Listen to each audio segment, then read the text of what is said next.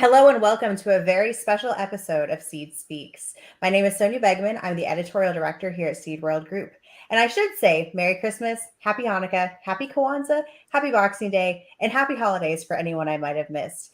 As you can tell, it's a very special time of year for all of us as we get together with our family and friends. That said, Seed Speaks this week is going to be a little bit different than normal. Instead of reaching out to our normal panelist who would be telling us great facts about science under fire and different technologies and tactics used in the world of agriculture, we're actually giving our panelists a break and we're bringing in our host from throughout the season to talk about what we learned in this special season of Science Under Fire and to talk about our favorite holiday traditions.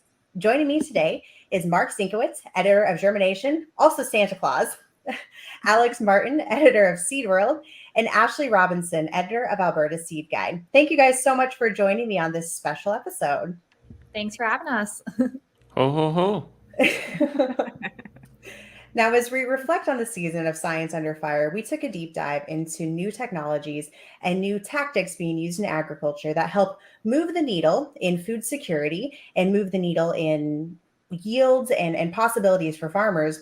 But unfortunately, some of those technologies are under fire, as we said, under the microscope from activists and consumer groups. There's a lot to unpack there. We dove into a lot of different topics, and I know for myself this was an incredible learning experience. Actually, my favorite episode was with Alex Martin. She had three great guests on. She had Rob Fraley, who of course commercialized the first soybean that used GM. We had Mac Earhart, who is the owner of an organic seed company and non-GM seed company. And we had John Entine, who is the director of the Genetic Literacy Project, who they all talked about GMOs and biotech and how that is part of the equation. But then Mac Earhart brought in this really great alternative perspective that was, well, we don't always have to be GM. Sometimes organic is okay too. And I thought that was just a great combination of perspectives there. So just to say, I learned a lot. That was my favorite episode for sure. Alex, what was your favorite episode or favorite part of this season? Yeah, that's a great question. Thanks so much, Sonia. I really liked another episode I did with Martin Horax from BASF and Carrie Karstens from Corteva. They actually joined me, as y'all should remember, to talk about seed treatments and what the industry is doing with seed treatments. The history of seed treatments, which we learned actually goes back much farther than modern agriculture, and even what regulatory bodies are doing to make sure that seed treatments are safe. I really liked hearing that the seed industry is doing so much education and ensuring that these treatments that we use to put on our seed to protect our seeds, which are really important to protect, that they are using those to make sure our environment is safe as well.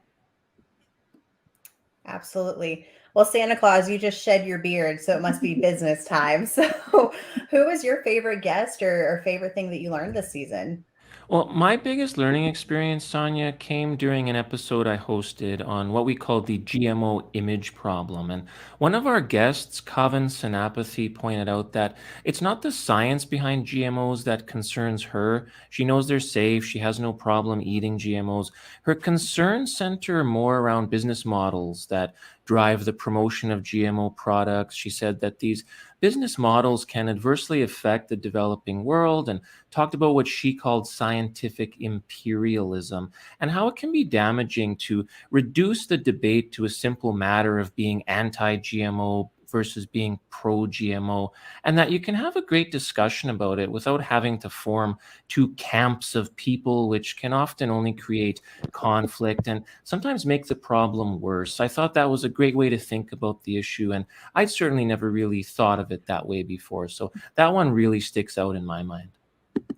I remember that one being really interesting because you're right. It was a perspective I'd never considered before. It's not necessarily are they safe or are they unsafe? It's are we enabling the people who need them to use them is a big question that should be on our minds too. So really, really good one there, Mark.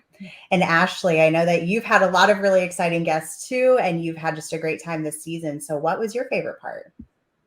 Yeah, it's really been such a great season. I loved it. I work a bit more on the farm side, so it was definitely a bit more up my alley. But my favorite episode would have to be the one that I hosted towards the end of November. It was on climate change and seed, and it took a little extra work to line up the panelists for it. We do a lot of work behind the scenes to put these episodes together, and sometimes we're getting guests last minute, but we always manage to pull it off somehow.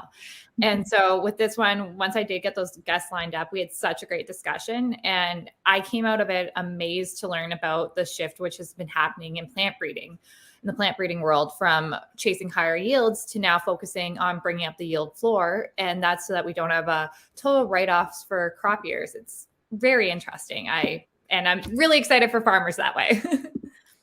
Absolutely. Yeah. High yields will always be a priority, but we also have to be adaptive because drought and heat waves, and you guys in Canada know that all too well. Things are changing rapidly, and we have to be able to still produce a safe and stable food supply for animals and humans.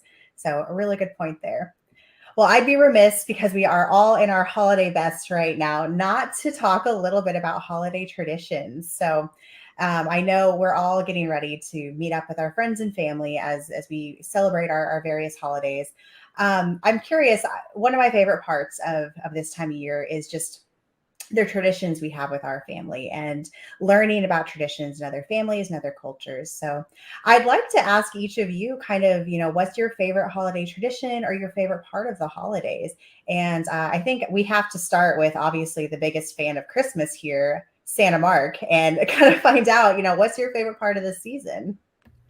Well, I've always liked going out and getting a real Christmas tree. I've never been one for plastic trees. And it's an interesting fact that most species of spruce trees grow to the height of 18 to 30 meters, and that the Sitka spruce is actually the tallest species of spruce tree that can reach 90 meters in height. So I thought that was pretty incredible. That is incredible. And I'm very impressed that you get a real Christmas tree every year, because mine are in boxes. So Yeah, I was just to say, you're really hating on my beautiful tree here, which is fake. How dare you? there's room for all of them, that's for sure.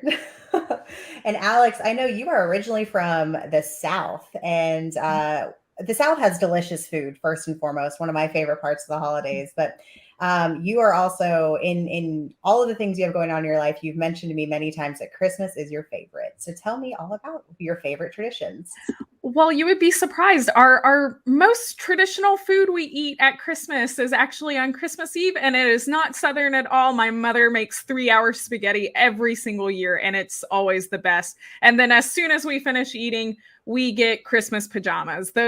Really, just, I don't know how anyone sleeps without new Christmas jammies on Christmas Eve. So if you haven't tried that tradition, make sure to get some jammies to sleep in.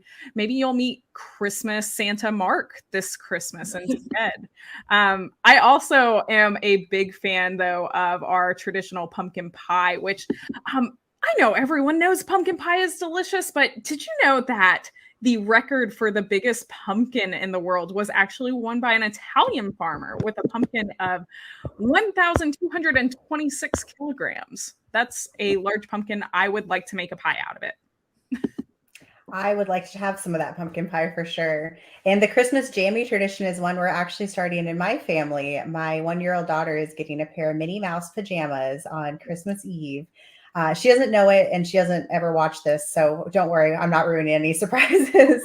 But that's a fun tradition we're hoping to start as well. So, Ashley, what is your favorite tradition from up north in Canada? Well, definitely. I'm still on the food track. Just like, I feel like we're talking about a lot of food right now, but that's what the holidays is. So one of my favorite things is I like to spend a day in the kitchen baking. And one thing I always make every year is butter tarts, which is very Canadian. And I make them with my own pastry and everything. But I'm going to do a hot take right now. And I feel like I get some hate from this one, but I do not put raisins in mine because raisins are gross. It's the same with chocolate chip cookies. If you get an accidental raisin one instead of a chocolate chip, it's just turns you off forever. I 100% agree with you on that. Oatmeal raisin cookies are chocolate chip cookies, but they're lying, and it's wrong every time.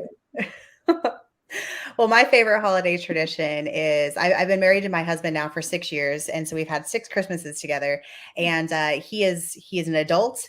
But at Christmas time, he turns into the child that he was his entire life. And we wake up at 3 o'clock in the morning every Christmas to open our presents and to play with our toys and all of these good things. And last year we had a 1-month-old who followed in the tradition with us and got to wake up and open her presents.